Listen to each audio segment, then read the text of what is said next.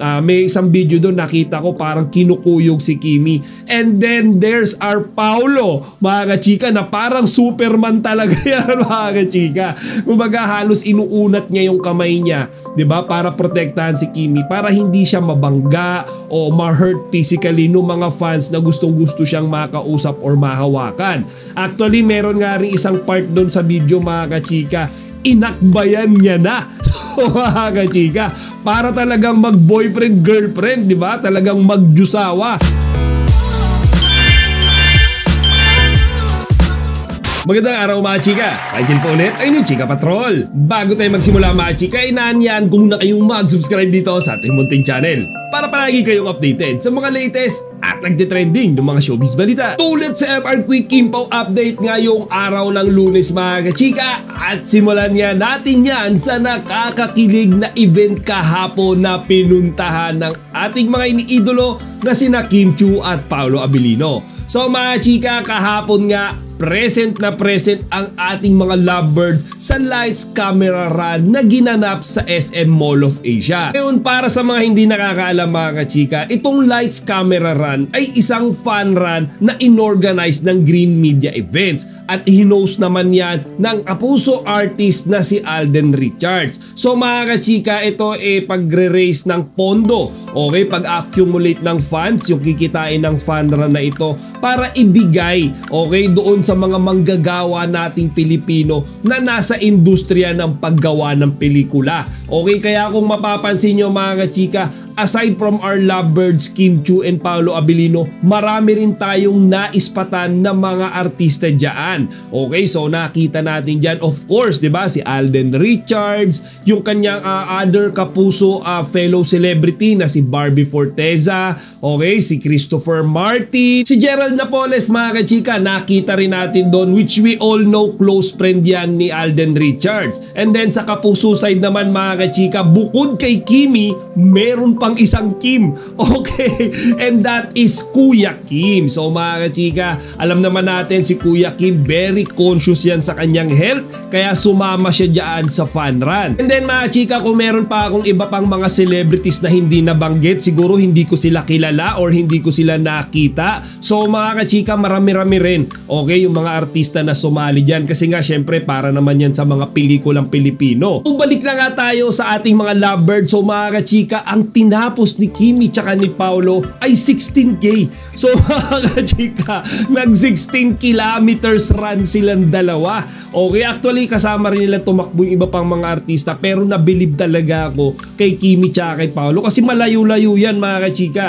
Ako kung susuma-sumahin ko, parang galing yan mula Fairview. Okay, so siguro mula SM Fairview hanggang dito sa San Jose del Monte, Bulacan, na malayo-layo yan. Siguro kapag kakinotse yan, mga kachika, or motor, aabutin din ng kulang-kulang isang oras. So tinakbo nila yan, mga kachika, using just their feet. So, mga kachika, alam naman natin, praktisado yan, dalawang yan. Okay, and mas lalo silang lumalakas, mas lalong nawawala, di ba, yung pagod nila kapag silang dalawa ay magkasama. Okay, may nabasa nga ako sa comment section doon, that's the power of love. Okay, kahit gaano kalayo yan, mararating at maaabot nilang dalawa yan basta magkasama ang Kimpaw. So, mga kachika, nakakatuwa, nakakakilig din kasi tuwing na tumatakbo si Kimi tsaka si Paolo, di ba, may mga nadadaanan silang stop, okay, para mag-refuel, uminom ng tubig, nagsisigawan talaga yung mga Kimpaw fans doon. So, makikita nyo, mga kachika, fully supported sila nung kanilang mga fans. So, ang dami ring nagsasabi, nababasa ko, di ba, patay na nga raw yung Kimpaw. No, mga kachika, sa ngayon kasi, di ba, medyo naglalaylo sila, na justifiable naman yan, di ba, dahil nag-aabang pa tayo sa next project nila. So, mga kachika, nakita nga rin natin si Paolo kung gaano siya ka-concern, kagaano siya ka-protective, okay, sa ating Chinita Princess. Kasi syempre si Kimi, pinagkakaguluhan siya ng mga fans doon. May isang video doon nakita ko parang kinukuyog si Kimi. And then there's our Paolo, mga kachika, na parang Superman talaga yan, mga kachika. Kumbaga halos inuunat niya yung kamay niya, 'di ba, para protektahan si Kimi, para hindi siya mabangga o ma-hurt physically ng mga fans na gustong-gusto siyang makausap or mahawakan.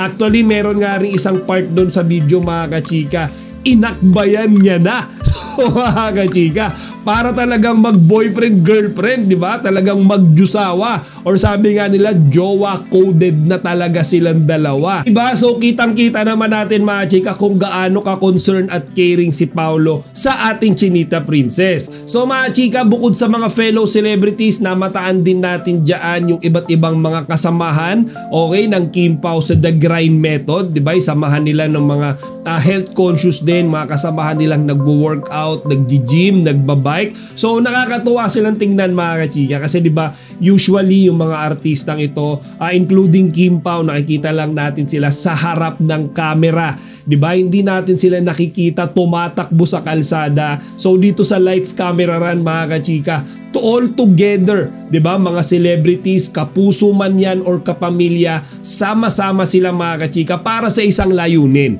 Okay? At iyon ay makapag-raise, makapag-accumulate ng funds para sa mga manggagawang Pilipino nga sa industriya, okay, ng paggawa ng pelikula. So kudos din to mga kachika kay Alden Richards and then doon sa mga fellow celebrities niya na sumuporta, okay, dito sa layunin nilang ito. Ang dami nilang napasaya mga kachika. Isipin nyo unang-una napasaya nila yung mga manggagawa. Okay, so syempre magkakaroon sila ng parang ayuda doon diba? So mga manggagawa napasaya nila.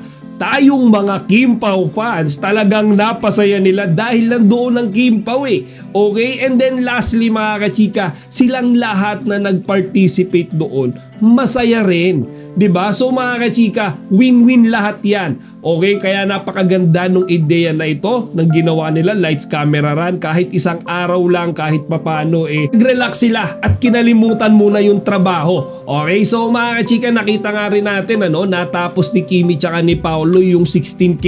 Okay, meron nga ako nakitang isang video doon, si Paolo talagang parang hinihingal siya.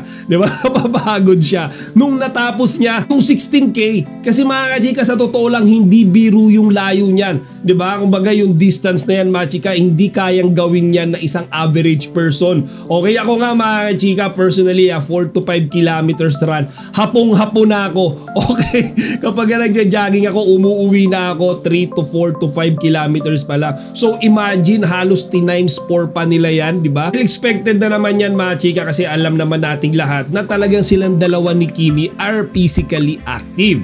So mga chika, another Kim Pao update naman tayo. Actually, this happened last Saturday, okay, sa 8 Showtime, kung saan nakita natin si Kimi na nalungkot at naging emosyonal. Actually mga kachika, Kimi has already moved on, okay, dito sa pangyayaring ito sa kanyang buhay. Diba? Nung Mother's Day kasi mga kachika, na pag-usapan nila sa 8 Showtime yung mami ni Kimi.